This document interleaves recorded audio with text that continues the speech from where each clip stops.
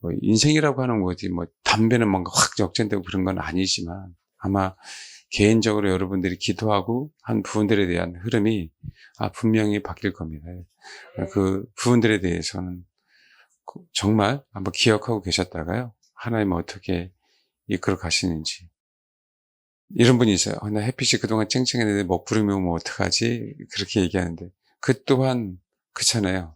그 또한 그에게 좋은 일만 하나님이 인도하신다고 생각하는데 우리 속에 있는 쓰레기 드러내려면 폭풍이 한번 몰아쳐야 됩니다. 그건 굉장히 감사한 일이거든요. 그런데 그 폭풍이 몰아칠 때 하나님이 사람을 바꿔요. 우리가 할 수 없었던 그 사고나 생각이 바뀝니다. 그래서 하나님이 목표는 구원이기 때문에 하나님이 하나님의 방식대로 그렇게 하시는 부분들입니다. 우리는 이해를 못하죠. 하박국이라고 하는 선지자도 이해를 못하고 소위 그런 얘기죠. 아니 왜 그 하나님의 선지자 예레미야 선지자를 여호야김이 그렇게 핍박하는지 그 얘기거든요. 처음에는. 그 다음에 왜 하나님의 선택된 이스라엘 백성을 그 이방 땅 갈대아 바벨론에 와서 이렇게 심판하는지 그것도 싹쓸이 해버리잖아요. 그런 부분이거든요. 우리는 이해 못하는. 그러면서 3장이 사실은 그 3장에 대한 어떤 부분들은 우리가 줄 아는 만큼 비춰지기 때문에요. 그 하나님의 현현인데 그 하나님의 현현을요. 사람마다 너무 다른 거예요. 내가 어떻게 줄을 아느냐에 따라 그 3장에 대한 하나님의 현현은 너무 다른 부분들입니다. 그래서 우리가 이렇게 설교로 될 일은 사실은 아닌데 하박국을 하는 그 이유는 뭐냐면 그 여호야김 시대에 있었던 일이기 때문에 하박국에 대한 얘기를 하는 겁니다. 그래서 하나님이 어떻게. 그러면서 우리 너무 유명하잖아요. 무화과 나뭇잎이 마르고. 그것이 나오게 된 그 배경은 하나님의 일하심을 그 방식을 인정하고 순응하고 그래서 알았기 때문에 그 얘기가 나오는 거예요. 내 인생에 되는 일이 하나도 없어도 난 여호와로 인하여 기뻐하고 즐거워하겠다. 그를 겪어갔기 때문에 하나님이 그때서 비로소 우리 인생 가운데 일하시는 부분들입니다. 철저하게 내 인생 내 계획대로 안 됨을 알아야 되고 때로는 그래서 하나님 앞에 삿대질하면서 기도하는 부분들이 나쁜 게 아닙니다. 매번 하라는 게 아니라 나의 솔직한 그 마음을 주님 앞에 드러내는 부분들이죠. 그게 굉장히 중요한 부분들이 있습니다. 여러분 어쨌든지 간에 한 영혼이라도 뭔가 하나님의 일하심과 한 영혼이라도 하나님의 그 역사하심을 알고 그렇잖아요. 또 주를 알게 된다고 한다면 그 계기가 너무 소중하잖아요. 그러니까 우리는 다 모르는데 지나고 나면 알지만 사실 죽으면 정확하게 알아요. 우리가 주님 앞에 가면. 그러니까 너무 하루하루 힘들어하지 마시고 신뢰하면서 그분이 또 신실하시니까 그렇게 좀 갔으면 좋겠습니다. 우리 어떤 그 혼 안에서도 특출난 부분들이 있잖아요. 그 특출난 부분들은요, 콱 찔리지 않고는 안 빠지는 부분들이 있기 때문에 그런 상황인 어떤 그 사람들에게는 강력하게 얘기를 합니다. 강력하게. 그래야 그걸 내가 정확하게 100%확 인식을 하거든요. 그렇지 않고는요, 그럴 이유는 전혀 없습니다. 그리고 때가 안 되면 그런 얘기 안 해요. 그러니까 강력하게 얘기한다고 얘기할 땐 정말 하나님이 일하시려고 하시는 부분들이라고 아시면 돼요. 아니면 목회자를 통해서 사실 지금 예레미야나 생각해보시면 강력하게 얘기한다는 얘기는 여러분 예레미야 나중에 알겠지만 여호야김 시대에는요 하나님의 회개하면요 바벨론을 넘기지 않는다는 메시지가 처음엔 나와요. 그 다음에 시대기야 갈 때는요 이제는 이제 끝났습니다. 여호야김 시대에 안 들어요. 그 얘기는 제가 나중에 한번 얘기하겠지만 기회를 안 주시는 게 아니에요. 기회를 주시거든요. 그 기회를 주시려고 확 찔러버리는 거예요. 왜냐하면 그동안의 악이 너무 많이 쌓여져 있거든요. 이거 바꿀 수가 없어요. 특히 므낫세부터는 이건 끝장이에요. 끝장. 요시야가 그렇게 개혁을 했는데도요. 므낫세를 그 개혁이 므낫세의 악을 뛰어넘지 못하는 거예요. 얼마나 힘들겠어요. 그러니까 어떻게 해야 돼요? 예레미야가 강력하게 외치는 거죠. 말도 안 되는 상황인 것처럼 보여요. 아직도 애굽이 건재하고 있거든요. 근데 아직까지 바벨론은요. 그냥 처음 이렇게 태어난 그 조그마한 국가예요. 그 국가가 아수를 물리칠 줄 어떻게 알았어요? 그 국가가 애굽을 물리칠 줄 어떻게 알았어요? 그 모르는 상황이거든요. 그러니까 안 듣는 부분들이죠. 우리가 기존에 생각했던, 지금 내가 현재 살고 있는데 아직까지 건재한데 망한다고 말이 안 되는 부분들이에요. 그 앞서서 보지 못하니까. 하나님 그걸 보라고 강력하게 메시지를 주는 거군요. 그렇지 않으면 안 보이니까. 근데 그럼에도 불구하고 우리들이 이제 못 깨닫는 거죠. 현실은 아니니까. 안 적어 있으니까. 그러니까 우리가 지금 제가 1차 포로, 2차 포로, 3차 포로, 1차 기한, 2차 기한, 3차 기한을 통해서 우리가 이제는 나라고 하는 조그만 어떤 신앙의 어떤 그 경험이나 구원이나 여기서 벗어나서 이제 저와 여러분 좀 넓어지라고 하나님이 우리 교회에 이런 메시지를 주시는 것 같아요.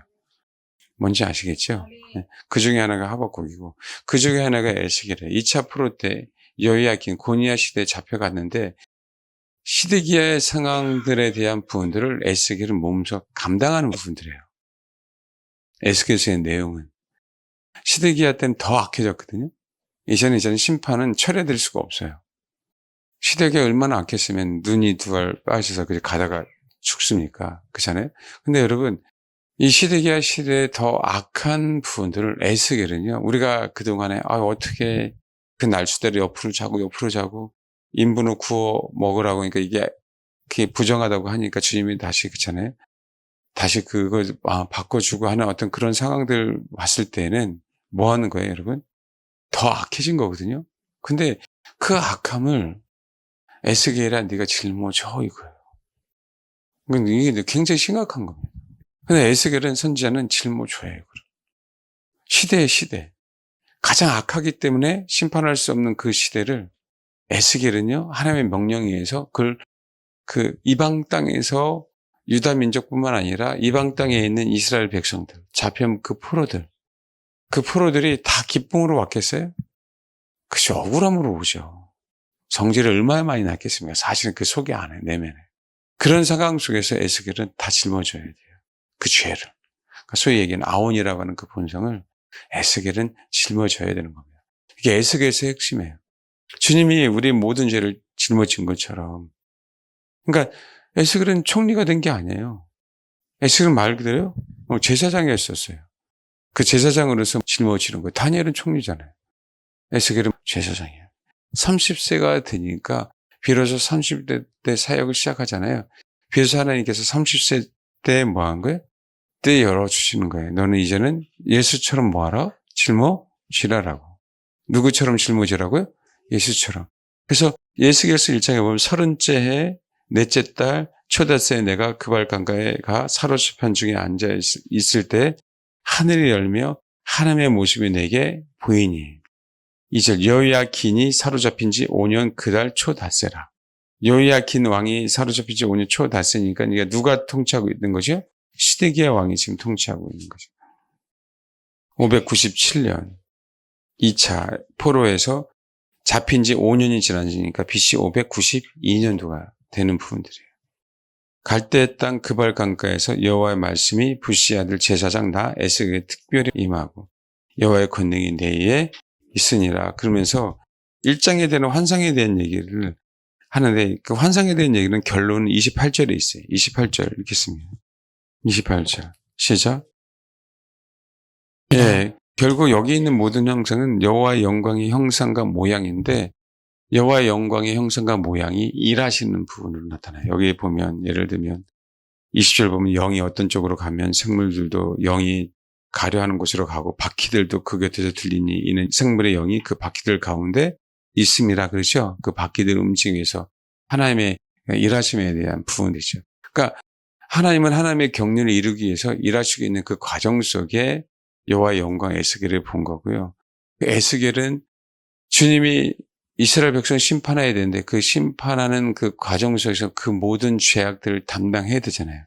담당해야 에스겔서나 예레미야나 이사야나 다 보면 이스라엘을 회복에 대한 얘기를 꼭 합니다. 그 심판 가운데도 뭘 얘기해요? 꼭 회복에 대한 얘기를 꼭 한단 말이에요. 그래서 특별히 에스겔서는 37장, 38장 그 위에 보면 뭐예요? 여러분 마른 뼈 이상 나오죠? 그걸 통해서 회복되고 성전이 건축되어지잖아요. 이건 정확하게 천년 왕국에 대한 부분들이에요. 그래서 지금 현재 이스라엘 부분들은 알리야 운동에서 회복되는 게 아니고요. 이스라엘 백성들은 천년 왕국 때 온전하게 회복되는 부분들입니다. 천년 왕국 때. 그래서 에스겔서의 환상은 그 천년 왕국 때 그 성전과 그다음에 성읍, 성전을 중심으로 성읍이 세워지는 부분들로 가요. 그러니까 성전이 있는데요. 그 지파마다 자기들 땅들이 굉장히 넓어요. 그래서 그 성읍은 굉장히 크거든요. 성전을 중심으로. 그것만 아시면 돼요. 그렇게 끝나잖아요. 그게 지금 현재 2차 포로 된 다음에 3차 포로 그 시기에 에스겔이 보는 환상이에요. 그 실질적으로 눈으로 이루어지는 게 에스겔서가 그러고 난 다음에 1차 귀환 성전이 세워지죠. 그 다음에 스룹바벨 때문에 성전이 세워지잖아요. 그 다음에 에스라가 2차 귀환으로 해서 종교개혁에서 그들의 어떤 신앙을 개혁하잖아요. 그러고 나서 느헤미야가 3차 와서 성벽을 만들죠. 그게 소위 얘기하는 에스겔 환상에 본 청년 왕국의 모형이 지금 현재 에스라 느헤미야 때문에 이루어지고요. 그 다음에 이것은 모형으로 이루어지지만 결국은 어디 가서 확실하게 이루어짐을 얘기하는 거예요? 천년 왕국에서 확실하게 이루어짐을 에스라에게 명확하게 보여주는 거고요. 이 땅에서가 아니라 그렇게 공동체가 이루어졌지만 400년이라는 암흑기가 지나고 난 다음에 예수 그리스도를 통하여 400년이 지난 후에 예수 그리스도가 오실 텐데 예수 그리스도를 통하여 신앙의 구원, 성전뿐만 아니라 신앙의 구심점이 돼서 그분이 성전의 공동체가 완벽하게 이루어짐을 메시지화하는 거예요. 그래서 에스겔서는 미리 그것들을 뭐 하는 거예요? 보여주는 거죠. 뭐에 대한? 성전이 건축되어질 거고 그 다음에 뭐예요? 성벽이 세워질 거고 에스라 느헤미야 때문에. 이게 지금 모르면은 모르는데 큰 흐름을 여러분이 계속 듣다 보면은 그래서 뭐 환상이니 뭐니 막 그게 아니라 하나님이 왜 에스겔서를 에스겔 선지자를 그렇게 주셔서 하셨는지 에스겔서가 왜 에스겔서 핵심은요 예수님처럼요 그들 모든 죄악들을 친히 담당하는 거예요. 심지어는 와이프까지 죽잖아요. 이스라엘 백성들로 하여금 모형을 보여주는 거예요. 너희들이 이렇게 될 것이다라고 얘기하는 부분들. 그걸 몸소 뭐였어요?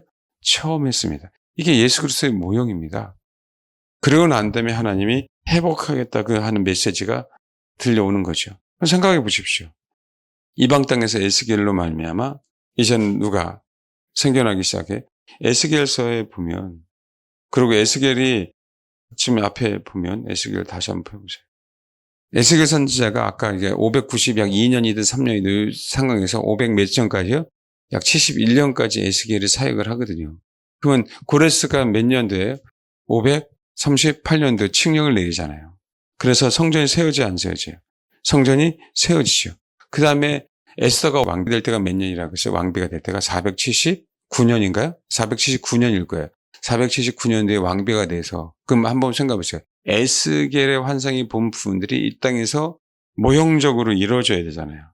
그러니까 에스겔이 몸소 짊어짐으로 말미암아 하나님은 뭐 하는 거예요? 그 공동체를 그렇게 세우려고 하시는 부분들이죠. 그러니까 이게 정확하게 큰 틀을 보면 아무것도 아닌 것처럼 보이는데 하나님은 그 큰 위대한 경륜 가운데 꼭 어느 한 사람들을 꼭 사용하시더라. 근데 우리도 그렇게 사용하시더라. 그러니까 우리는 정말 오전에 얘기한 것처럼 내가 점 하나가 된다 할지라도 하나님은 그 점이 없으면 댐 같은데요. 뭔가 벽돌 하나만 싹 빼면 옛날에 그잖아요. 없어도 될 것 같은데 그거 하나 때문에 나중에 무너지잖아요. 방점이라고 그런 얘기 하잖아요. 그 점 하나가 아무것도 아닌 것처럼 보이는데 너무 소중하다는 거예요. 하나님의 형상이라고 하는 그 인생들이. 그러니까 그 관점으로. 그래서 왜 하나님은 에스겔을 이렇게 힘들게 하셨을까 아니라 에스겔은 몸소 짊어짐으로 뭐가 생기는 거죠? 온전한 하나님의 공동체가 이루어질 수도 미리 에스겔을 그렇게 사용하죠. 특히 에스겔의 사명은 누구예요? 제사장이잖아요. 제사장. 누구라고요? 제사장. 그러니까 그 큰 틀만 이렇게 알고 계시면 됩니다. 그럼 에스겔서 2장을 보세요. 왜 부르셨는지 알게 되죠. 2장 1절부터 10절까지. 사실은 몇 절까지 하냐면 2장부터 3장 21절까지는 읽어야 되겠네요. 3장 21절까지. 예, 에스겔의 부르심에 대한 얘기입니다. 예, 읽겠습니다. 시작. 이렇게 읽으면서 특징이 하나 나오는 거 혹시 발견하셨어요? 한국말이 너무 어려워갖고 몰랐습니까? 혹시 특징 뭐에 나온 거 아시는 분? 기억 안 나요? 읽으시면서 특징, 다른 선지자하고 다르고 특징이 뭐 있잖아요. 그쵸? 말자야, 영자야, 내가 너에게 이른다. 그랬어요? 인자야. 그런 얘기 했죠? 하나님의 인자야라고 얘기할 때 영어 성경 뭐로 나왔어요? 그렇잖아요. 예수님이 누구죠? 사람의 아들이죠. 그 사람의 아들로 오셔서 뭐 한 거죠? 모든 걸 다 치유하셨어요. 모든 걸 다 짊어지셨다고. 마지막 시드기야 때 마지막 소위 얘기하는 이스라엘의 죄가 완전히 가득 차서 이제 폭발 직전이에요. 폭발 직전. 폭발 직전에 모든 것을 담당한 자가 에스겔이에요. 그러니까 계속 얘기잖아요. 인자야, 인자야. 사람의 아들이에요. 사람의 아들. 그러니까 인자야라고 얘기할 때 어떤 걸 느꼈습니까? 진짜 이게 사람의 아들이요. 어떻게 감당하겠어요? 그렇잖아요. 사람의 아들이 그걸 어떻게 감당하냐고요. 감당할 수 없잖아요. 근데 그 인자에게 감당하라고 메시지를 주시는 거예요. 그 모든 죄악들을. 그러니까 공동체가 그렇지 않으면 세워질 수 없는 거예요. 왜냐하면 이스라엘 어느 한 사람의 죄가 아니에요. 한 사람의 죄가 아니라 이스라엘 민족에 대한 전체의 죄거든요. 예수 그리스도가 한 사람을 위해서 개인적으로 오셨지만 인류 전체에 대한 죄악들을 위해서 오신 거잖아요. 그래서 신앙이 성장하면 성장할수록 아는 거예요. 나 혼자가 아니라는 부분들을. 정말 그렇습니다, 여러분. 신앙이. 그동안은 내 죄를 짊어지기가 너무 힘들었는데, 이제는 공동체의 짐을 질 수 있도록 주님이 자꾸 말씀하시는 거예요. 인자야. 그 소리 들리면 겁나는 거지, 이제. 인자야. 그럼 겁나는 거예요. 잠시하지 말고 기도해. 그러면 이제는 겁나는 거죠. 인자야. 한 달 내내 밥해라. 그러면 뭐 힘들어지는 거죠. 그럼 정말 힘들죠. 인애와 자비가 있는 분이 인자야 그러면 너무 힘든 거예요. 그러면서 처음부터 뭘 얘기하냐면 입부터 막아버리세요. 이게 굉장히 무서운 메시지입니다. 여기 보면 2장의 처음부터 뒤에 보면 22절에서 27절에 보면 에스겔이 말 못하게 되는데 26절에 보니까 내가 내 혀를 내 입 천장에 붙게 하여 내가 말 못하는 자가 되게 하여 그들을 꾸짖는 자가 되지 못하게 하려니 이는 그들은 폐악한 족속이라. 그러니까 인자야 네가 아무리 선지자 할지라도 네 얘기 너의 생각으로 얘기하면 된다 안 된다? 안 된다는 거예요. 에스겔을 부른 그 순간부터 에스겔은요 어떠한 것도 본인 마음대로 못합니다. 나중에 결론적으로 에스겔이 몇 장에 마지막 하나님의 24장에 보면 에스겔의 마지막 다루심에 대한 부분들인데 이걸 감당하는 거예요. 24장 15절 여호와의 말씀이 또 내게 임하여 이르시되 인자야. 힘들죠 인자 얘기가. 내가 내 눈에 기뻐하는 것을 한 번 쳐서 빼앗으리니 너는 슬퍼하거나 울거나 눈물을 흘리거나 하지 말며 죽은 자를 위하여 슬퍼하지도 말고 조용히 탄식하며 수건으로 머리를 동이고 발에 신을 신고 입술을 가리지 말고 사람이 초상집에서 먹는 음식물을 먹지 말라 하신지라. 내가 아침에 백성에게 말하였더니 주님이 이렇게 하신다고 말하였더니 저녁에 내 아내가 죽었음을 이거 몰랐어요 여러분. 아침에 내가 받은 명령대로 행하며 이걸 어떻게 합니까? 인자야 그러면서 주님. 19절 읽겠습니다. 시작. 쭉 읽으세요. 이같이 에스겔이 너에게 표징이 되리니 그가 행한 대로 너희가 다 행할지라. 이 일이 이루어지면 내가 주 여호와인지를 너희가 알리라 하라 하셨다. 이렇게 해야만 이 백성들이 하나님의 여호와인지를 안다는 얘기예요. 이렇게 해야만. 근데 한번 봐봐요. 이렇게 해서 1차 귀환이 이루어지고요. 그렇죠? 2차 귀환이 이루어지고 3차 귀환이 이루어지게 된 계기가 됐어요. 소위 에스겔이 그 모든 것을 감당을 해서 역전이 되기 시작한 겁니다. 물론 하나님의 계획은 그렇잖아요. 70년 후예요. 근데 하나님에게 70년 후라고 해서 그냥 70년 후에 그냥 될 기가 아니라 70년 후에 그 바벨론 폴에서 그쵸 나오게 하신다는 그 속 안에는 하나님의 무수한 계획들이 있을 거 아니에요. 소위 이렇게 우리가 그런 거 있잖아요. 전쟁을 하게 되면 나라와 나라의 싸움에서 뭐 역전되고 그렇잖아요. 다시 뭐 뒤집어지고 그런 상황들이 벌어지잖아요. 근데 이거는요, 죄예요, 죄. 어느 누구도 어느 무기로도 안 되고 돈으로도 안 되고 능력으로 안 되고, 이거는 어느 누군가 역전시킬 수 없는 그 흐름이에요. 그 흐름을 에스겔은 뭐 하는 거예요? 몸소 체험함으로, 그 이스라엘의 표징이 됨으로 말미암아 이스라엘이 비로소 뭐 하는 거죠? 그들이 내가 여호와임을 알기 시작하는 거예요. 어디서? 바벨론 포로에서요. 에스겔은 말미암아 뭐가 시작이 된 거예요? 이제는 다시 부흥이 되는, 그것도 이방 땅에서. 이게 몸소 이렇게 짊어진다는 게, 뭔가 어떤 사건 터졌어요? 그것을 내가 어떤 것을 해결한다는 게 정말 어렵잖아요. 우리 집안의 어떤 문제도 그동안 몰랐는데 속에서 곪고 있었던 것이 어떤 거 터졌다라고 얘기할 때, 누군가 하나가 진짜 십자가를 지지 않고는, 이 자세가 되지 않고는 공동체의 일원이 된다는 게 얼마나 소중한지 아셔야 되는 부분들이, 에스겔 같은 영혼들이 분명하게 있기에 그 공동체는 연합이 됐다니까요. 누군가는. 이거는 이스라엘 백성을 완전히 바꾸는 기회가 됐어요. 다른 게 아니라 소위 얘기했죠. 기류를 바꾼다고 얘기하잖아요. 완전 전환시키는 거죠. 완전히. 동일하게 사실은 윤석열 대통령이 계몽령 얘기해서 하나 바꾸는 것도 이렇게 힘든데, 안 그래요? 그 죄인들을 하나님에 데려오게 하기 위한, 그러니까 얼마나 힘들겠어요. 근데 한번 가만히 한번 생각해 보십시오. 근데 에스겔이 뭐예요? 시발점이 돼요. 그럼 성경을 한번 나중에 이제 우리가 하늘나라 가본다고 해 보십시오. 바꿀 수 없는 상황이에요. 지금 이 시대는. 그 시대를 본다고 한다면. 근데 에스겔의 순종함으로 먹구름이 조금씩 쑥 사라지는 그 모습, 우리 영화의 한 장면처럼. 우리도 여름에 소나기 오면은 그잖아요. 소나기 확 내리다가 먹구름 쫙 밀려가면서 햇볕이 쫙 쬐는 그 과정 볼 때 굉장히 시원하지 않습니까? 뭔가 속이, 인생이 뭔가 그죠? 바뀔 것처럼 보이는 그것처럼요. 이거는요, 역사를 완전히 바꾸는 거예요. 어떤 역사? 인간의 역사가 아닌 죄의 역사를 바꿔버리는 거예요. 죄의 역사를. 예수 그리스도가 죄라고 하는 그 역사를 끊어버린 거잖아요. 이제는 뭐로? 의로. 그런 것들처럼요. 이렇게 에스겔이 감당한 겁니다. 그런 얘기하죠. 에스겔의 환상이 뭐냐? 누차 말씀드렸죠. 다니엘이 뭐 환상이 뭐냐? 그게 우리에게 중요한 게 아니라는 거. 그건 하나님이 우리에게 보여주시고 이끌어 가시면 되는 부분들이고. 에스겔서는요, 친히 내가 예수 그리스도의 모형이 돼갖고요, 그것을 뭐예요? 짊어지는 겁니다.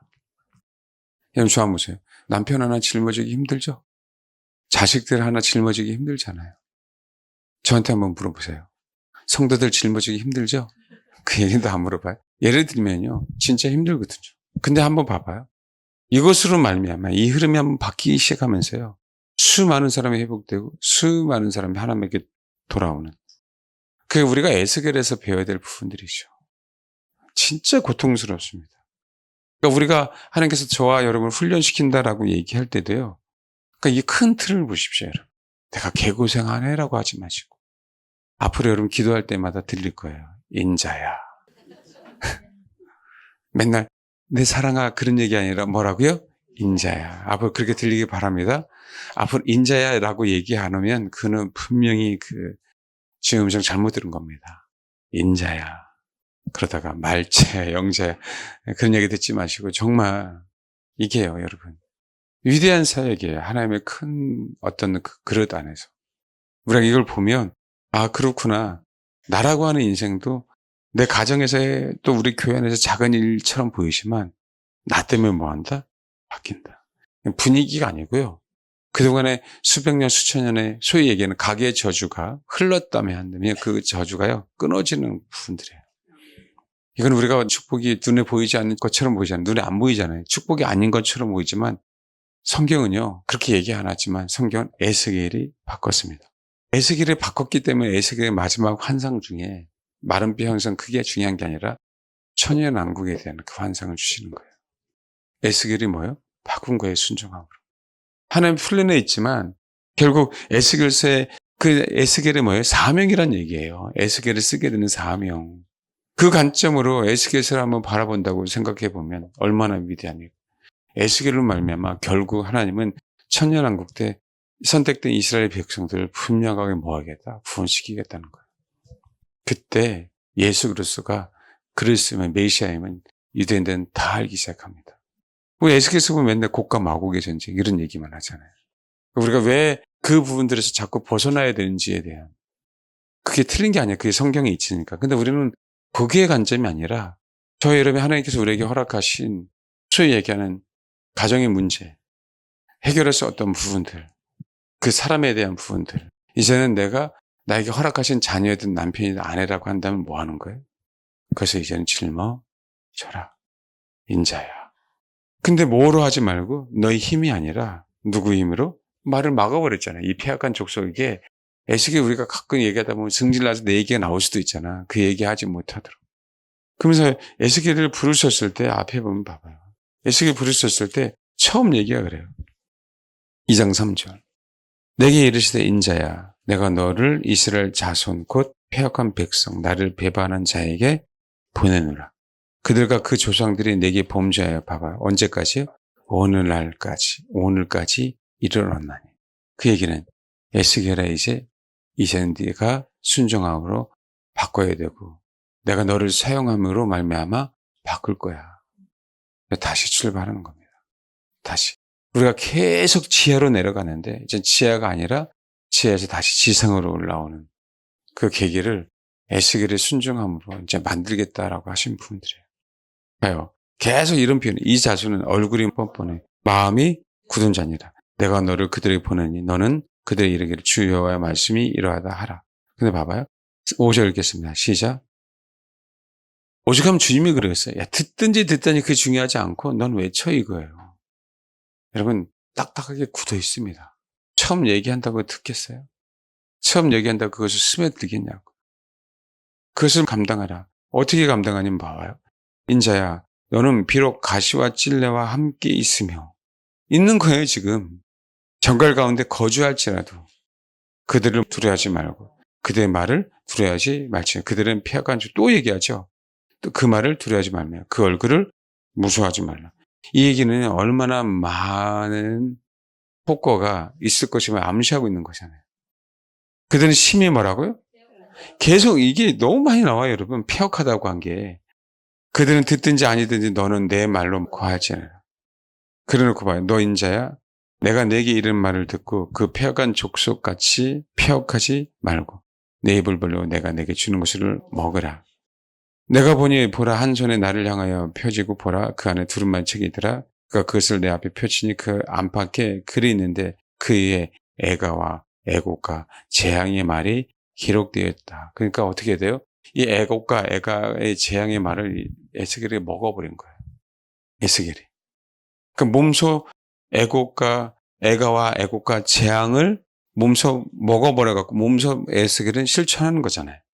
이런 일이 시드기야 때 분명히 있을 거라고 에스겔은 먹어버리기 때문에 말을 열면 뭐 하는 거예요? 평안이 나올 수 없는 거죠. 예레미야 때 거짓 선지자들은 평안이요 얘기하는데 실제 하나님의 말씀은 애가와 애곡과 재앙의 말을 에스겔은 먹어버렸으니까 뭐가 나올 수 없어요?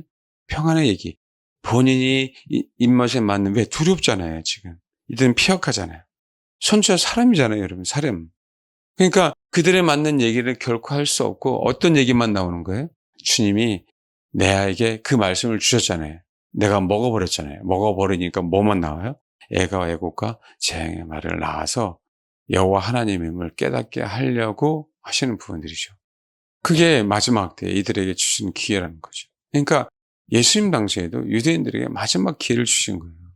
독사의 자식들이라고 외치는 부분들이. 그는 폐역한 족속이에요. 딱딱하게 굳어 있었어요. 근데 우리는 그걸 가지고 잊은 거지. 어떻게 예수가 어떻게 그 쌍욕을 하고 다니냐라고 얘기하는 거죠. 그게 아닌데. 이 마음을 어떻게 하세요?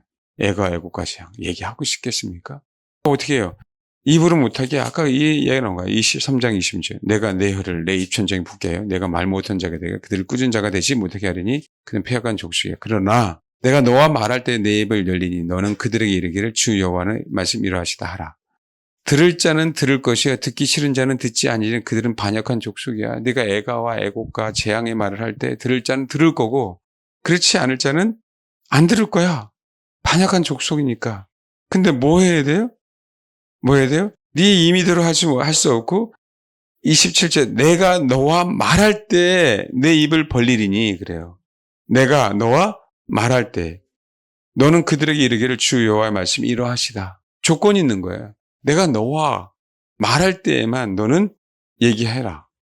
애가와 그다음에 애곡과 재앙. 그러니까 어떻게 해야 돼요? 몸소 에스겔은요. 그것을 다 짊어지고요. 백성들이 좋아하는 얘기는 어떤 얘기도 할 수 없었던 부분들이에요. 그냥 처음부터 그냥 내 생각은 얘기 못하러 입을 다물게 해버렸어요. 그랬기 때문에 살아납니다, 여러분. 옛날에 그런 얘기들 많이 있어요. 선지서 얘기하면 까는 설교다, 치는 설교다. 진짜 많이 들었습니다. 일반 종교적인 사람들은. 그러니까요, 목회자들이 이 대선지서, 소선지서 설교를 못하는 거예요.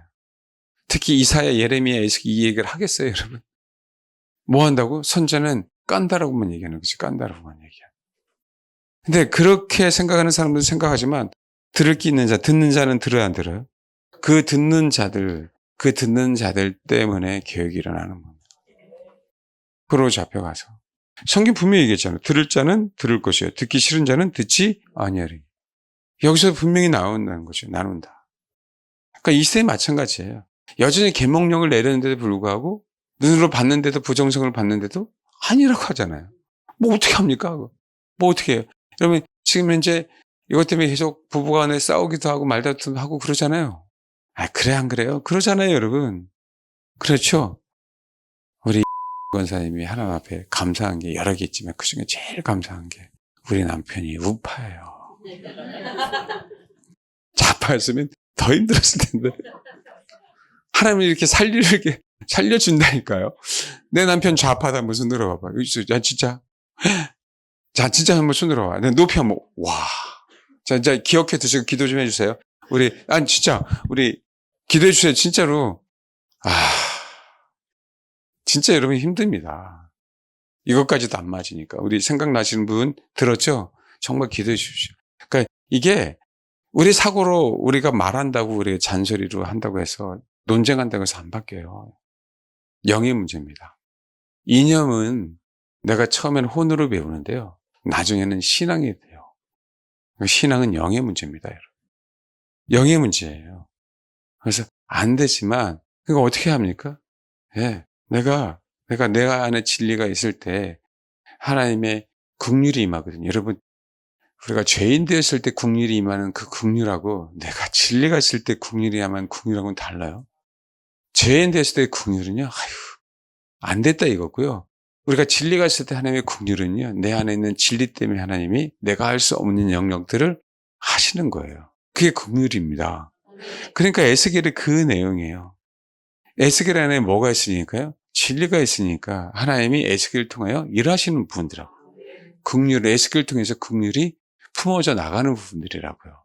근데 우리는 긍휼을 내가 죄인 되었을 때만 그 긍휼을 원하는 것 같아요. 아니에요. 우리가 의인 되면 될수록 더욱더 하나님의 긍휼을 구합니다, 여러분. 그래서 모든 부분들이 내가 의인이라고 할 수 있는 부분들이 아니기 때문에 분명하시길 바랍니다. 그래서 봐요.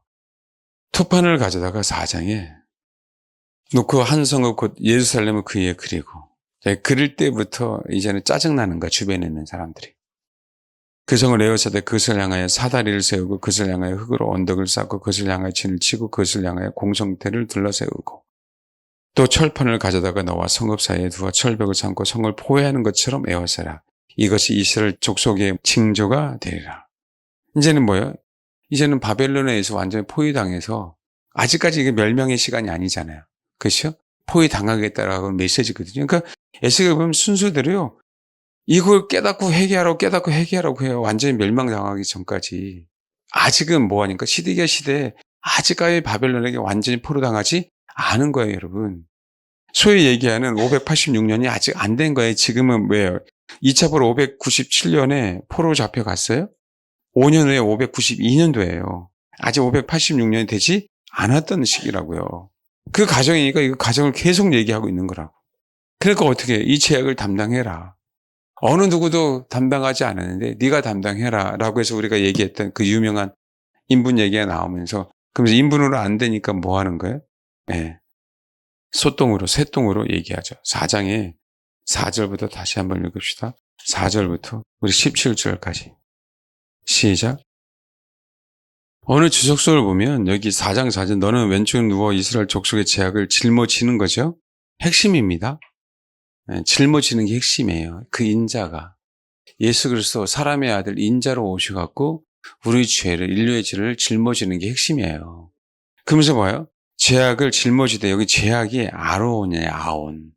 그냥 우리가 짓는 일반적인 죄가 아니라 아온. 그 본성적인 죄예요. 그것 때문에 우리가 우상숭배하게 된다고요. 아담과 하와가 선악을 알게 하는 나무의 과실을 먹고 나서부터는요. 우리는 우리 혼이 우리 자아가 주님 앞에 드려지지 않으면 항상 미혹이 있습니다. 그리고 우리 인류의 근본 죄악 때문에 그래요. 내가 그들의 범한 횟수대로 내가 날수를 정하네. 곧 390이라. 너는 이렇게 이스라엘 족속의 죄악을 담당하고. 어느 학자든 그 얘기야. 몇 시간만 했을 거라고 한다고 하는데 여러분 하나님의 일하심은 확실합니다. 여러분. 흉내를 안 내요. 그래서 힘든 겁니다. 여러분. 그래서 390일 동안 짊어진 겁니다. 여러분. 자기 죄가 아니에요. 에스겔은. 제사장으로서요. 사실은 대제사장의 역할과 같은 거죠. 지금 무슨 죄입니까? 에스겔이. 다른 거예요. 그러니까 위대한 거예요. 여러분 솔직히 옆에 있는 사람 안 보세요. 피부체예요? 아니잖아요. 무슨 상관이에요? 여기 봐봐. 무슨 상관입니까? 여러분 교훈데도 불구하고 팔이 안으로 굽는다 그러잖아요. 결국은. 근데 진짜 우리 안에 그리스도의 피가 있다면 그렇지 않거든요. 진짜 여러분 봐봐요. 여러분 여기 멀쩡한 남자분들 다 끊어졌어요. 세상 친구 없습니다. 나도 없어요. 내가 여러분이 내 친구라니까 짜증나게. 그러니까 권사님들이 친구고 목사님 친구고 정말 성도들이 친구가 된다니까요. 교우가 친구라니까요. 무슨 혈육도 아니고 뭐도 아니고 그 공동체를 이루기 위해서 그렇게 희생한다는 게 정말 쉽냐고요. 여러분. 다 자기 살려고 하고 자기를 위해서 존재하는 어렵습니다. 또 오른쪽으로 유다 족속의 제약을 담당하라. 내가 내게 40일을 정하였네. 하루가 1년이라. 근데 주님은 확실하게 혹시라도 우리가 육신이 약하니까 뭐예요? 감당 못할 수도 있잖아요. 잠결에. 이거 어떻게 돼요? 내가 줄로 너를 동일이니 내가 에워싸는 날이 끝나기까지 몸을 이리저리 돌리지 못하리라. 저만 독한 거 아니죠? 주님이 얼마나 독한지 아세요? 그거 못할까 봐? 왁구짜요. 우리는 왁구짜 갖고. 아유 못 움직이게. 진짜 이게 감사할 부분들이에요. 이게. 이러지 않으면 죄악을 담당해야 되는데 누군가가 담당하라라고 명령했잖아요. 담당해야 이 죄악이 사라지는 거로요. 에스겔을 사해주는 게 아니라 에스겔을 그렇게 함으로 말미암아 하나님이 사해주겠다라고 얘기한 거예요. 에스겔이 예수가 아니라 우리가 예수가 아니라 네가 그렇게 감당해 내가 그렇게 해줄게라고 하는 거예요. 이건 명령이니까. 십자가도 명령이죠. 주님의 뜻. 하나님 아버지의 뜻이니까. 여러분 여기서 물도 6분의 1이면 0.6리터예요. 600ml예요. 600ml만 먹어야 돼요. 그 다음에 우리 많이 먹는 4장 10절 너는 음식물 달아서 그것도 대충 하면 우리는 좀 더 많이 넣을 수도 있잖아요. 그렇죠? 근데 뭐라고 저울에 달아야 돼요. 하루 그것도 20세기 1세기면 11g이거든요. 20세기를 그러면 봐요. 기껏 해봐 200g 좀 넘어요. 우리 돼지 여기 가면은 그 돼지 1인분이죠. 그거만 하루 먹고 살아야 돼요. 그만큼만. 애누리 없어요. 저울에 정확하게 달아야 됩니다. 감당하기 위해서요. 인분은 차면 안 되니까 부정하니까 쇠똥으로. 그러면서 17절 봐봐요. 16, 17절 4장 시작. 예, 그러면서 봐봐요. 4장은 지금 이제 예루살렘 성이 그죠 바벨론에서 포로로 그 에워싸임을 당하는 부분들을 보잖아요. 그러면서 5장에는 머리털과 수염을 깎고 저울로 달아. 이거 굉장한 저주입니다. 이스라엘 백성들에게는. 근데 그것도 달아서 나누래요. 너는 터럭 3분의 1은 성읍 안에서 불사르고 3분의 1은 성읍 사방에서 칼로 치고 또 3분의 1은 바람에 흩으라. 내가 그를 뒤를 따라 칼을 빼리라. 이스라엘 백성들이 이제는 여기서 뭐 하는 거예요? 죽임을 당한 걸 얘기하는 거예요. 그러면서 봐봐. 4절 보니까 그 가운데 얼마를 불에 던져 살으리라. 그 속에서 불이 이스라엘 온 족속에서 나오리라. 그러니까 3절 너는 터럭 중에 조금을 내 옷자락에 싸고 3분의 1은 성읍 안에서 불사르고 3분의 1 성읍 사방에서 칼로 치고 또 3분의 1 바람에 흩어버리는 거죠. 근데 너는 터럭 중에서 조금을 내 옷자락에 싸는 거예요. 또 그 가운데서 얼마를 불에 던져 사르고 그 속에서 불이 이스라엘 온 족속에서 나오리라. 그럼 또 거기서 얼마 남은 게 있잖아요, 지금. 터럭 중에서 조금을 내 옷자락에 쌌는데 4절에 그 가운데 얼마를 불에 던져 사르니까 얼마니까 그 속에서 불이 이스라엘 온 족속에서 나오리라고 했지만 그 얼마가 남아야 안 남아요? 남은 게 포로가 된 거예요. 남은 사. 그래서 성경엔 남은 자에 대한 기회를 주셔요. 남은 자. 근데 사실은 이 악이 끝까지 가면 남은 자조차도 기회가 없습니다. 나중에는. 그 얘기는 이제 예레미야 얘기하면서 하겠습니다. 그렇게 되는 거예요. 그리고 6절. 그가 내 규례를 거슬려서 이방인보다 악을 더 행하여 내 일례도 그리함이 그를 둘러있는 나라들보다 더하니 이는 그들이 내 규례를 버리고 내 일례를 행하지 아니하였기 때문에. 그래서 무서운 일이 나요. 9절. 내 모든 가증한 일로 말만 내가 전무후무하게 내게 내릴지라. 그러한즉 내 가운데 아버지가 아들을 잡아먹고 아들이 그 아버지를 잡아먹으리라. 내가 벌을 내게 내리고 너희 중에 남은 자를 다 사방에 흩으리라. 그러므로 나 주 여호와가 말하노라. 내가 나의 숨을 두고 맹세하노니 내가 모든 미운 물건과 가증한 걸로 내 성소를 덮여주즉 나도 너를 아끼지 아니하며 긍휼을 베풀지 아니하고 미약하게 하리니 너희 가운데 3분의 1은 전염병으로 죽음의 기근으로 멸망할 것이요 3분의 1은 너희 사방에서 칼에 엎드려 죽고 3분의 1은 내가 사방에 흩어버리고 그 뒤를 따라 또 칼을 빼리라. 이와 같이 내 노가 다한즉 그들을 향한 분이 풀려서 내 마음이 가라앉으리라. 내 분이 그들에게 다한즉 나 여호와의 열심으로 말할 줄 그들이 알리라. 주님이 분이 다할 때까지. 여기 보니까 이 얘기를 하죠. 그 뭐죠? 어디 얘기하냐면 봐요. 11절. 내 성소를 더럽혔은즉 나도 너희를 아끼지 아니하며 그 얘기 나오잖아요. 그게 8장이 나오는 거예요. 그게 8장이. 이게 8장이. 여섯째 6달 초닷새 나는 집에 앉았고 유다의 장로들은 내 앞에 앉았는데 주여의 권능이 거기서 내게 내리기로. 이거는요 실제로 지금 예루살렘에서 아직까지 완전히 뭐한 거예요? 이스라엘 백성들이 완전히 3차로 멸망하기 전이잖아요. 소위 얘기하는 요시야 왕 때 개혁을 했지만 아직까지 다 개혁하지 못해서 이방 신들을 섬기는 부분들이 산당에 있는 게 아니라 이제는 예루살렘 성 안에 있는 그 성전 안에서 행하지고 하는 그 부분들을 에스겔을 통해서 보여주는 거예요. 그래서 이게 점점 이제는 1차 포로, 2차 포로, 3차 포로 가서 예루살렘이 멸망하는 것, 성전 파괴, 성벽 파괴가 되는 과정을 향해 에스겔을 찍으면서 메시지를 통해서 계속 말하고 있는 거예요. 계속 이방 포로들에게. 이 상황에서는요. 예루살렘에 있는 사람들에게 얘기하는 게 아니에요. 이방 포로들에게. 이거 어떻게 전해지겠어요? 바로. 지금 뭐 인터넷이니까 바로 전해지겠지만 이제 누굴 향해 계속 얘기하고 있는 거예요? 누구들에게? 이방 포로로 잡혀진 영혼들. 이들이 일기에서 일어나야만 다시 뭐예요? 귀환해서 성전을 짓잖아요.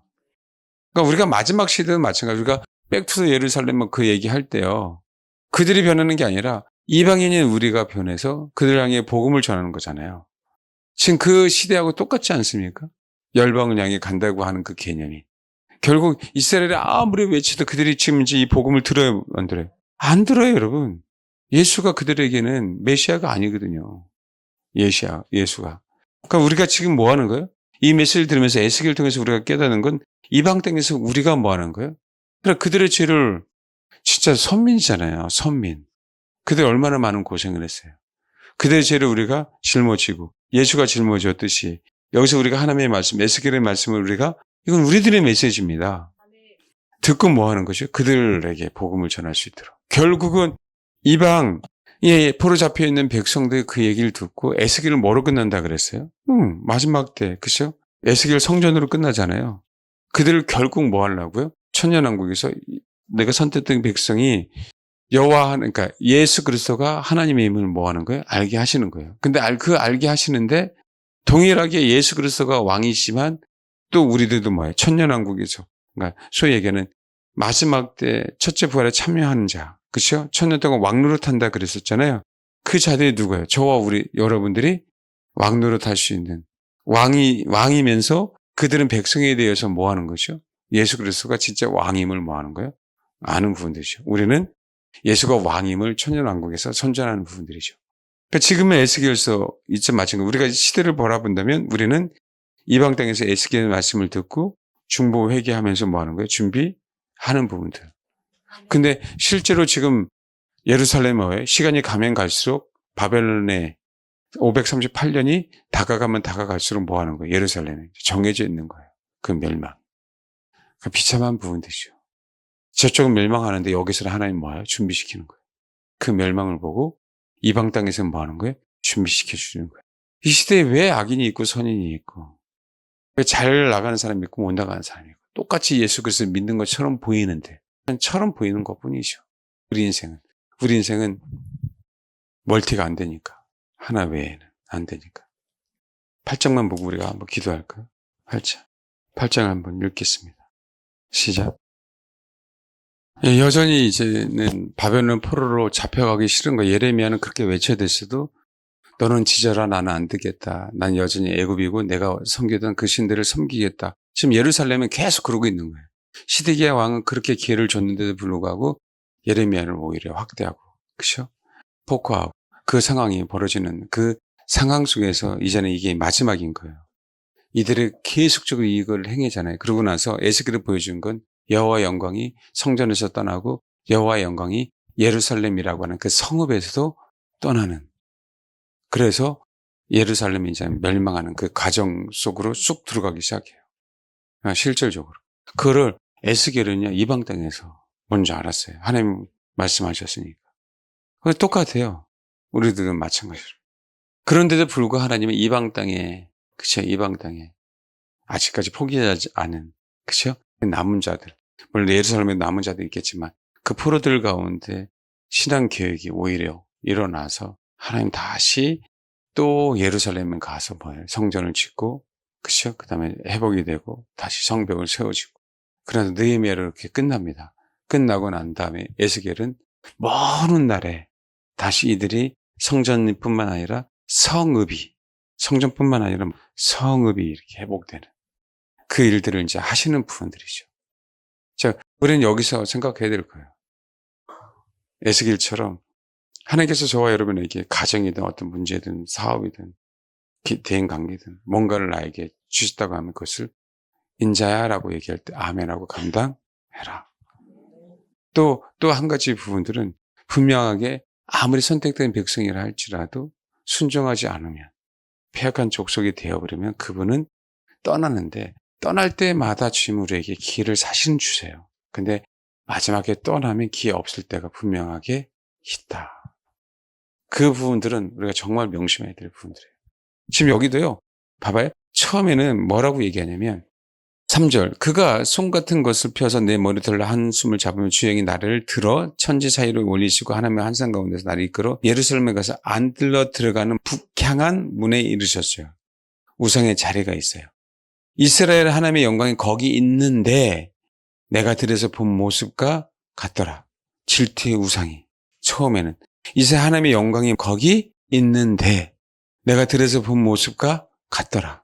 아직 안 떠났어요. 그럼에도 불구하고 질투의 우상이에요. 그래서 6절 그가 또 내게 이르시되 인자야 이스라엘 족속이 행한 일을 보느냐 그들이 여기서 크게 가증한 일을 행하여 나로 내 성소를 멀리 떠나게 하느니라. 떠났어요? 나로 내 성소를 멀리 떠나게 하느니라. 너는 다시 다른 큰 가증한 일을 보리라. 아직까지 떠나지 않았어요. 그러니까 여전히 하나님께서 떠나지 않고 기회를 주시는 거예요. 그분의. 그래서 이제는 어디로 가요? 7절 그가 나를 이끌고 뜰문에 이르기로 내가 본즉 담에 구멍이 있더라. 뜰에 더 가까워지는 거예요. 성소를 향해. 그가 내게 이르되 인자야 너는 이 담을 헐라 하시기로 그 담을 허니 뭐 했어요? 숨어놓고 한 부분들 얘기하는 거죠. 비밀리에. 여러분 이게 똑같아요. 유대교 중에서 진짜 하나님을 믿는 사람 거의 없습니다. 다 카바래요. 그걸 잘 몰라요. 기독교인들이. 실제로요. 지금 유대교 안에. 랍비들 사내들인 공이 재송이 거의 대부분 카바입니다. 그래서 알려야 해서 될 일이 아닙니다. 여러분. 그리고 법적으로 알리한다 하더라도 예수 믿는 사람들은 받지도 않아요. 그 허상에 속고 있는 겁니다. 말 그대로 그 알리의 사역보다도 너무 죄송한데 진짜 좋은 선교사 도와주고 진짜 거기 현지 가서 복음을 전하는 자 도와주는 게 100분 낫습니다. 그 프로젝트 돈이 굉장히 많아요. 수십억, 수백억씩 들어가야 되는 돈입니다. 우리 순수하게 북한 사역하는 사람도 있는데 그렇지 않은 사람도 많은 것처럼. 다 그래요. 사역을 하다 보면 그러나 봐요. 그래서 봐봐요. 9절. 또 내게 이르시되 들어가서 그들이 거기서 행하고 가증한 악한 일을 보라 하시기로 내가 들어가 보니 각종 곤충, 가증한 짐승, 이스라엘 족속의 모든 우상을 숨어져 있는 거죠. 장로 몇 명이요? 70명. 그 중에 또 누구도 있다? 야사나 있다라고 해야 돼. 이건요. 소위 얘기하는 유력자들이에요.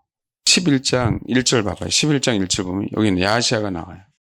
그때 주의 영이 나를 들어서 여호와의 전 동문 향한 동문 곧 동향한 문에 이르시기로 보니 문에 사람이 25명 있는데 내가 그 중에 아수르의 아들 야하사나와 분야의 아들 블레아다를 보았는 이들은 백성이 뭐라고요?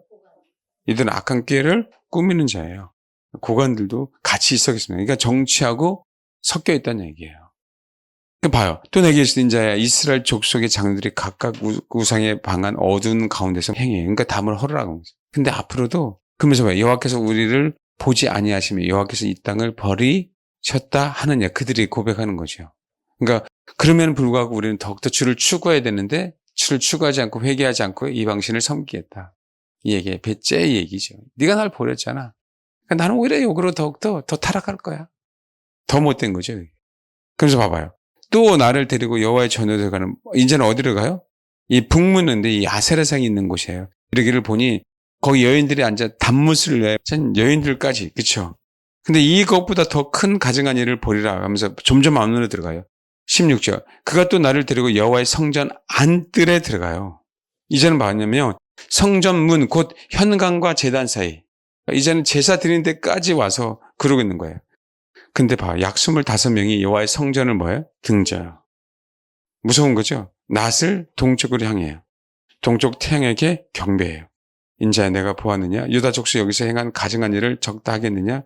그대 그 땅을 폭행으로 채우고 또 다시 내 노염을 일으키며 심지어 나뭇가지를 그 코에 두었느니라. 이 의미가 뭔지 아시겠어요? 나뭇가지를 통해서 태양의 기운, 태양신을 섬기잖아요. 그럼 내가 태양신을 섬기면서 우리 꼭 탄소체처럼 코로 숨을 쉬고 내쉴 때 내가 숨 쉬는 걸로 말미암아 이 태양신이 더러워질까 봐 이거 나뭇가지를 딱 놓고 있는 거예요. 진짜 잘 섬기죠? 태양신을. 어떤 의미인지 아시겠어요? 그렇게 정성스럽게 그 태양신을 섬기고 있다. 그 얘기. 그러면서 그러므로 나도 분노로 갚아 불쌍하지 아니하며 궁유를 베푸지 아니하리니 그들이 큰 소리를 내게 부르질지라도 내가 듣지 아니하리라. 그리고 9장에 보면요. 하나님이 분노를 쏟으시는데 그 중에 4절 여호와께서 이르시되 너는 예루살렘 성문 중에 순행을 그 가운데 행하는 모든 가정일로 말미암아 탄식하며 우는 자의 이마에 표를 그리라. 나머지는 다 불쌍히 여기지 말고 긍휼을 베풀지 마. 이마에 표 있는 자만 우리 계시록의 9장에 그렇죠. 해하지 않는 처럼 하나님이 다 그럼에도 불구하고 있어요 없어요? 있죠. 그러니까 누구죠? 다니엘. 알겠습니까? 쫓아간 1차에 갔지만 그럼에도 여전히 계속 하나님 사람들이 사실은 남아있는 분들이죠. 그 사람들 빼고 그래놓고 봐봐요. 9절 그가 내게 이르시되 이스라엘과 유다 족속의 죄악이 심히 중하여 그 땅에 피가 가득하여 그 성읍에 이제는 불법이 찼어요. 그러니까 어떻게 해요? 10장에 보면 10장 4절 여호와의 영광이 구름에서 올라와 성전 문지방에 이르니 그 구름이 성전에 가득하며 여호와의 영화로운 광채가 뜰에 가득하였고 18절 읽어보세요. 시작. 아까 그 바퀴 환상 봤을 때 그렇죠. 하나님 운행하시는 것. 이제는 뭐 하는 거예요? 이제는 떠나는 거예요. 아까 바퀴 형상이 하나님이 일하심에 대한 부분들이 있잖아요. 1장에. 그래서 1장에 그 하나님 환상이 보여주는 어떤 그 부분들이 하나님이 성전이라고 하는 그곳에 계셔서 역사하셨는데 이방신에 들어오는 말미암아 이제는 그것이 뭐 하는 거예요? 이제 떠나가시는 거예요. 지금도 여전히. 그래서 11장에 떠나갔더니 뭐 하는 거예요? 그때 주행이 나를 들어 여호와의 전 동문 향한 쭉 5명이 있었잖아요. 그래서 뭐 하는 거예요? 6절 봐봐요. 5절 6절 시작. 이게 3절 보면 봐요. 그들이 말이 집 건축할 때가 가깝지 아니한지 이 성읍은 가마가 되고 우리는 고기가 된다는 얘기는 뭐냐면요. 예루살렘 성읍은 가마가 돼 있는 상태에서 나는 고기이기 때문에 이 성읍이 나를 보호하고 있다는 그 의미예요. 이들이 말이 여전히 우리는 멸망당하지 않을 거야 라고 멸망의 악이 찾는데도 불구하고 예루살렘 심판이 내려졌는데도 불구하고 그래서 나중에 보면 이 얘기가 나와요. 어디냐면 이걸 찾고 끝내야 되겠네. 이거 얘기가 나왔으니까 이거 분명히 그걸 갚으시거든요. 24장 참 무섭습니다. 아홉째 이게 588년 정도 된 거예요. 아홉째 열째 달 열째 날에 이제 다 갖고 왔죠. 이제 너는 날짜 곧 오늘의 이름을 기록하라. 바벨론 왕이 오늘 예루살렘 가까이에 왔느니라. 이제 다 왔어요. 너는 이 반역하는 족속의 비유를 베풀어 이르기를 주 여호와께서 이같이 말씀하시기를 가마 하나를 걸어라. 한번 읽어볼까요? 쭉 시작. 여기 보면 가마라고 얘기할 때요. 하나 걸으라 그랬죠.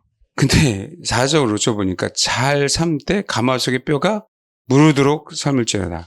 이같이 피를 흘린 성은 녹슨 가마고 그 속에 녹을 없애하지 아니한 가마여 화했을진저. 너네들이 아무리 가마라 할지라도 또 다시 뭐 하는 것이요? 그 속에 있는 녹이 쓸어서 고기는 뭐 하는 거예요? 아무런 쓸모없는 거예요. 정확하게 표현하고 있는데 이들이 자기는 고기라고 얘기하고 있거든요. 그러니까 자기는 보호받는다라고 얘기하잖아요. 근데 사실은 그렇지 않아요. 어쨌든 뭐 중요한 거는 뭐냐면 나는 이 예루살렘은 가마고 자기는 고기니까 보호받는다라고 얘기하잖아요. 근데 하나님 녹슨 가마 그 녹이 없이 하기까지 아니한 가마에 화했은지 재배 볼 것 없이 덩이 하나하나 꺼낼지어다라고 얘기해요.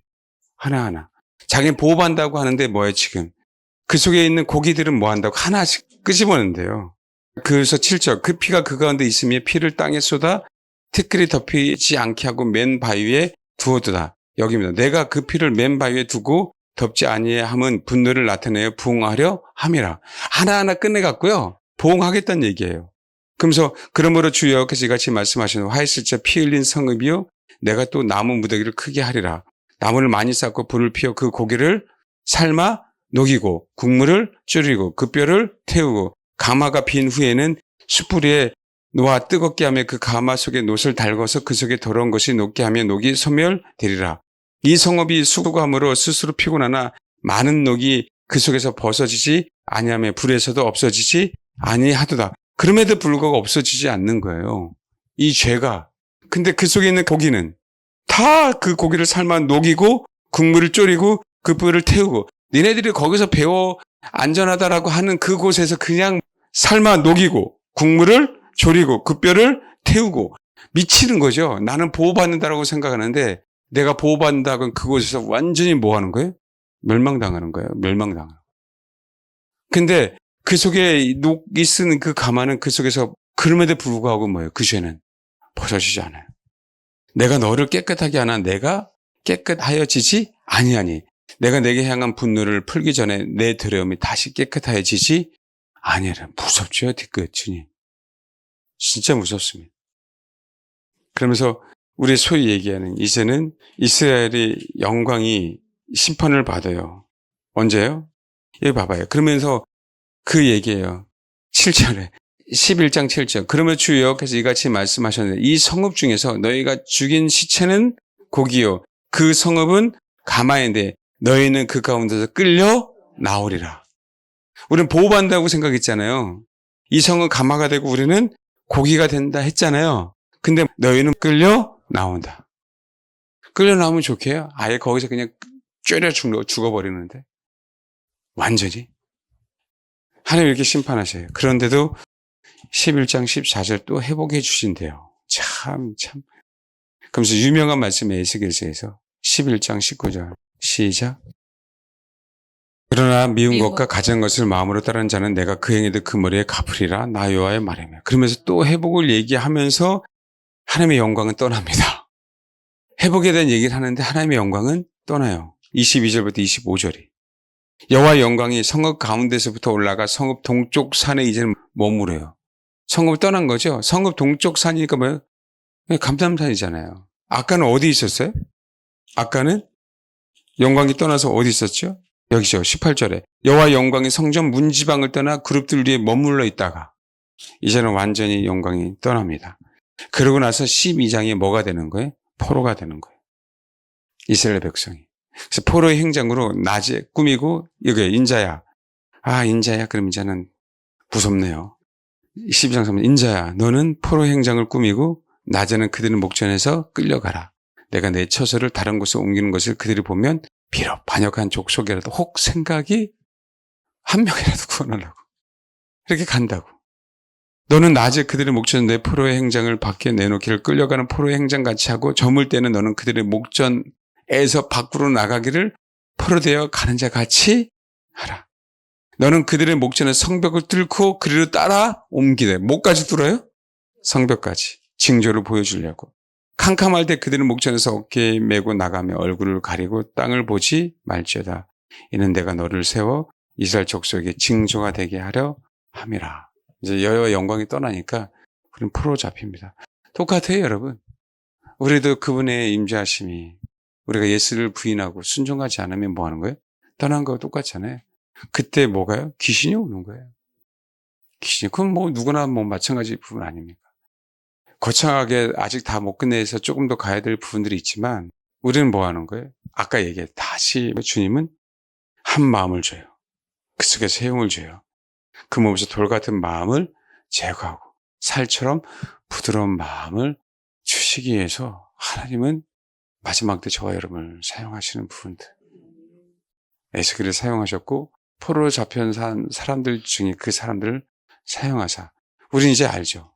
머지않아 성전을 짓게 하시고 성벽을 튼튼하게 건축하게 하는 그 하나님의 마음. 우리는 에스겔의 그 마음이 있었으면 좋겠고 비록 우리가 에스겔을 통해서 다른 거 못 배우더라도 하나님 내가 담당하겠다고. 감당하겠다고. 그래서 앞으로 음성은 뭐 만들어야 돼요? 인자야. 따라요. 주님, 앞으로 주님이 나에게 말씀하시는 음성은 인자야만 되게 없었어요. 진짜 그게 저와 여러분에게 복이고 우리 공동체 앞으로 우리가 하나님께서 우리를 뭐 드러나지 않고 숨어있는 부분인데 이때 뭐 드러났습니까? 숨어있는 부분들이죠. 누가 이방 땅에서 이걸 누가 인정해 주겠습니까? 에스겔의 한 소위 얘기는 퍼포먼스 외에는 뭐가 있겠다고 생각해요. 근데 하나님은 기회를 주시려고 하는 거 아닙니까? 그렇게 저와 여러분이 그렇게 잘 감당해내는 하나의 큰 경륜 안에 작은 일에 충성한 저와 여러분이 되길 소망합니다. 하나님, 가정이든 공동체든 하나님 인자야라고 얘기할 때 아멘. 주님, 내가 가정을 위해서 공동체를 위해서 감당할 수 있는 게 무엇입니까? 감당하겠습니다라고 그렇게 고백하는 저와 여러분이 정말 되길 소망합니다. 기도하겠습니다. 이 감당은 내가 이렇게 해서 변화시키는 거야 그게 아니에요. 이 감당은 주님이 그냥 나에게 말씀하셨기에 아멘 하는 겁니다. 우린 미래는 몰라요. 들을 길은 들어서 회개할 것이고 그렇잖아요. 우리는 단지 파수꾼으로서 뭐 하는 거예요? 전하면 되는 겁니다. 우리는 뭐라고요? 전하면 돼요. 그 이후에 하나님이 큰 경륜 안에 하나님이 천군 천사를 사용하셔서 우리를 그렇게 사용할 줄 믿습니다. 인자라고 얘기하실 때 네 아멘. 주님 내가 감당할 게 무엇입니까? 그런 음성을 듣고 실천하는 저와 여러분 되길 소망합니다. 기도하겠습니다.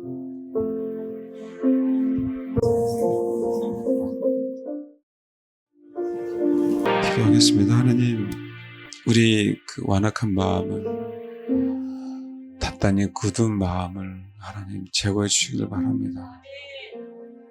새 영을 부어주사 부드럽게 하옵소서. 새 마음을 주사 주의 마음을 하라.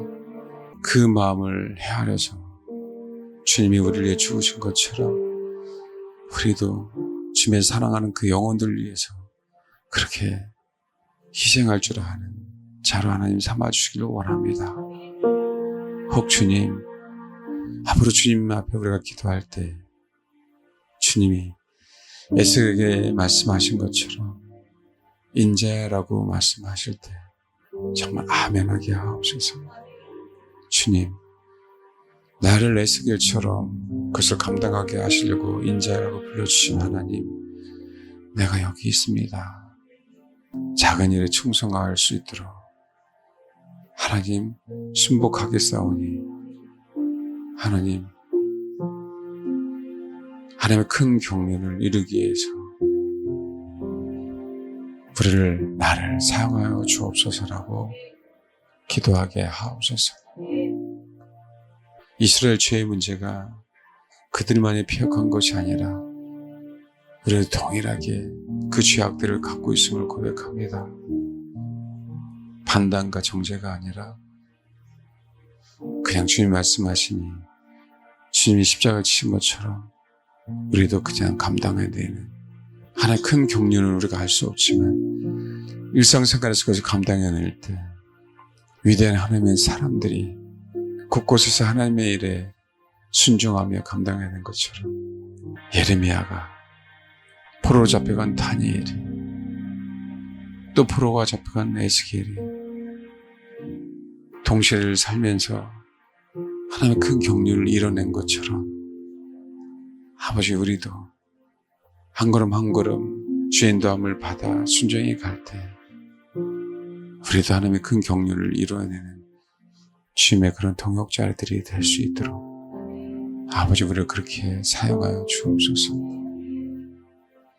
이름은 없지만 세상이 우리를 알지 못하지만 그냥 우리는 하나님의 걸음을 걸어가겠습니다. 주님이 인정해 주시면 그것으로 만족해하며 순종하며 가겠습니다. 묵묵히 말없이 나에게 허락하신 가족들, 나에게 허락하신 교우들 위해서 하나님, 그들의 연약함을 짊어지고 가는 그런 주님의 사람, 그런 인자가 될 수 있도록 우리를 그렇게 사용하여 주옵소서. 소망합니다. 감사드리며 예수님의 이름으로 기도합니다. 아멘.